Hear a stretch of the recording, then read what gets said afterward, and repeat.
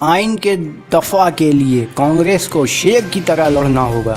راہل گاندھی نے کہا لوک سبھا میں کانگریس کے صرف 52 اراکین پارلیمنٹ ہو سکتے ہیں، لیکن ہم آئین اور آئینی اداروں کے تحفظ کے لیے ایک ساتھ شیر کی طرح لڑیں گے اور بی جے پی کو بچنے کا کوئی موقع نہیں دیں گے. کانگریس کے صدر راہل گاندھی نے پارٹی کے اراکین پارلیمنٹ سے آئین اور آئینی اداروں کے دفاع کے لیے شیر کی طرح لڑنے کی اپیل کرتے ہوئے سنیچر کو کہا کہ پارلیمنٹ میں بھارتیہ جنتا پارٹی کے ساتھ کوئی نرمی نہیں برتی جائے گی.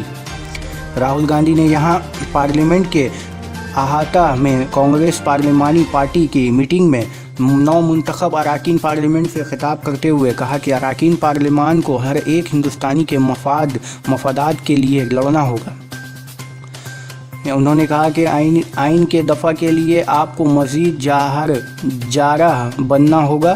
آپ کا سامنا نفرت، بزدلی اور رونت سے ہے، لیکن آپ کو ہر ایک ہندوستانی کے لیے جدوجہد کرنی ہوگی.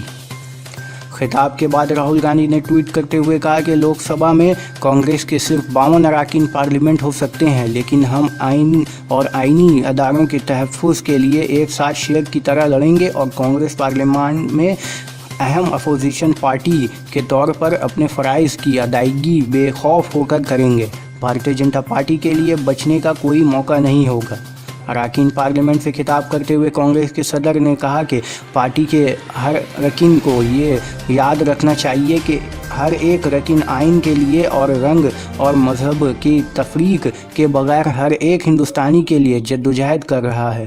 کانگریس پارلیمانی پارٹی کی پارلیمنٹ کے سینٹرل ہال میں ہوئی میٹنگ میں سونیا گاندھی کو پھر سے پارٹی کی پارلیمانی پارٹی کا لیڈر منتخب کیا گیا ہے.